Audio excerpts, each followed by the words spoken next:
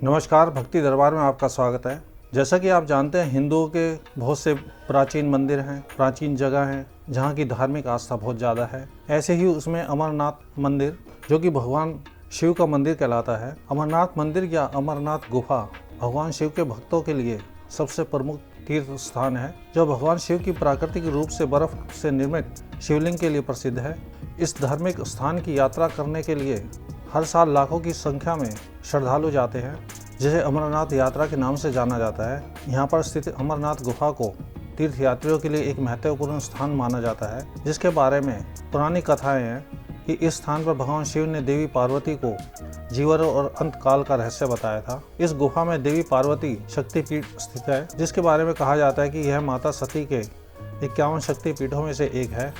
यहाँ पर माता सती का कंठ गिरा था। आजकल बाबा अमरनाथ को बर्फानी बाबा कहकर प्रचलित करने का चलन भी चल रहा है। असल में यह अमरेश्वर महादेव का स्थान है। प्राचीन काल में इसे अमरेश्वर कहा जाता था। कहा जाता है कि इस गुफा को पहली बार किसी मुस्लिम ने 18वीं-19वीं शताब्दी में खोज निकाला था। वह गुर्जर समाज का एक गडरिया था, जिसे बूटा मलिक कहा जाता है। स्थानीय इतिहासकार का मानना है कि 1869 के गर्मियों में गुफा की फिर से खोज की गई और पवित्र गुफा की पहली तीर्थ यात्रा एक अंग्रेज लेखक लॉरेंस अपनी पुस्तक वैली ऑफ कश्मीर में लिखते हैं कि पहले मटन के कश्मीरी ब्राह्मण अमरनाथ के तीर्थ यात्रियों की यात्रा कराते थे। बाद में बटकुट में मलिकों ने यह जिम्मेदारी संभाल ली, क्योंकि मार्ग को बनाए रखना और गाइड के रूप में कार्य करना उनकी जिम्मेदारी थी। वे ही बीमारों को, वृद्धों की सहायता करते थे और उन्हें अमरनाथ के दर्शन कराते थे। इसलिए मलिक ने यात्रा कराने की जिम्मेदारी संभाली।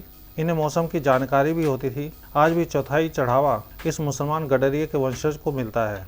मध्यकाल में कश्मीर घाटी पर विदेशी, ईरानी और तुर्क आक्रमणों के चलते वहां अशांति और भय का वातावरण फैल गया था, जिसके चलते वहां से हिंदुओं ने जाना शुरू कर दिया। पहलगाम को विदेशी मुस्लिमों ने अपना निशाना बनाया, क्योंकि इस गांव की प्रसिद्धि इसराइल तक थी। भारतीय मान्यता अनुसार यहीं पर सर्वप्रथम यहूदियों का एक कबीला आकर बस गया था। इस हिल स्टेशन पर हिंदू और बौद्धों के कई मठ थे, जहां लोग ध्यान करते थे। ऐसा एक शोध हुआ है।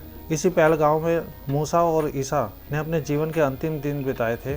बाद में इनको श्रीनगर के पास रोजावाल में दफना दिया गया था। पहलगाम का अर्थ होता है गडरिया का गांव।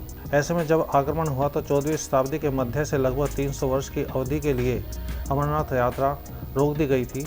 कश्मीर के शासकों में से एक था जैनुलबुद्दीन। उसने अमरनाथ गुफा की यात्रा की थी। फिर 18वीं शताब्दी में फिर से शुरू हुई थी। मुगल काल में जब कश्मीरी पंडितों का कत्लेआम किया जा रहा था, तो पंडितों ने अमरनाथ के यहाँ प्रार्थना की थी, आप सभी लोग सिख गुरु से मदद मांगने के लिए जाएं। वे हरगोविंद सिंह जी महाराज थे। उससे पहले अर्जुन देव जी थे।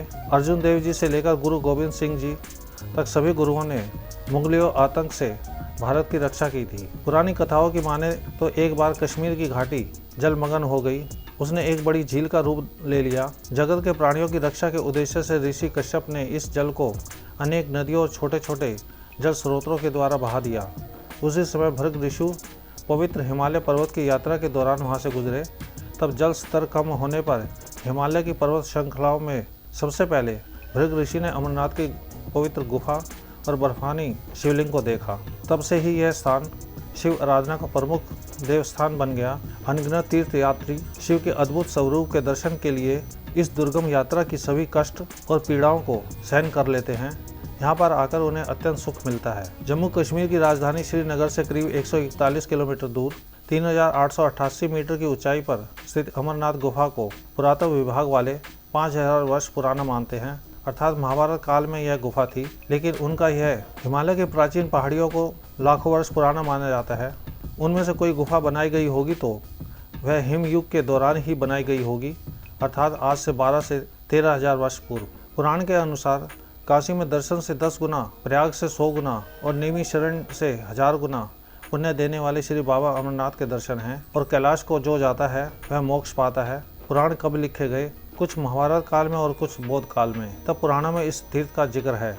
इसके बाद ईसा पूर्व लिखी गई कल्हण की राजत रंगनी तरंगद्वितीय में उल्लेख मिलता है कि कश्मीर के राजा सामदीमत शिव के भक्त थे। वे पहलगाम के वनों में स्थित बर्फ के शिवलिंग की पूजा करने जाते थे। बर्फ का शिवलिंग कश्मीर को छोड़कर विश्व में कहीं पर भी नहीं मिलता। इससे पता चलता है कि यह तीर्थ कितना पुराना है। पहले के तीर्थ में साधु संत और कुछ विशिष्ट लोगों के अलावा घर बार छोड़कर तीर्थ यात्रा पर निकले लोग ही जा पाते थे, क्योंकि यात्रा का कोई सुगम साधन नहीं था। इसलिए कुछ ही लोग दुर्गम स्थानों की यात्रा कर पाते थे। अमरनाथ के कुछ रहस्य ऐसे भी हैं कि दुनिया का एकमात्र शिवलिंग है जो चंद्रमा की रोशनी के आधार पर बढ़ता और घटता है।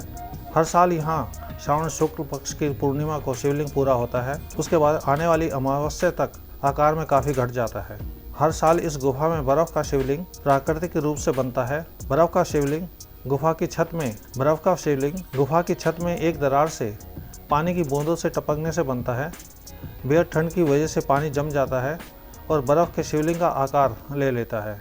बर्फ़ के शिवलिंग के कई बार और 2 छोटे बर्फ़ के शिवलिंग भी बनते हैं। कहा जाता है कि ये माँ पार्वती और भगवान गणेश का प्रतीक है। अमरनाथ में भगवान शिव के अद्भुत हिमलिंग दर्शन के साथ ही माता सती का शक्तिपीठ होना एक दुर्लभ संयोग है। ऐसा माना जाता है कि शिव पार्वती की अमर कथा सुनकर अमर हुआ कबूतर का जोड़ा आज भी यहाँ कई बार देखने को मिलता है। आपको ये वीडियो अच्छी लगी हो, वीडियो को लाइक करें, चैनल को सब्सक्राइब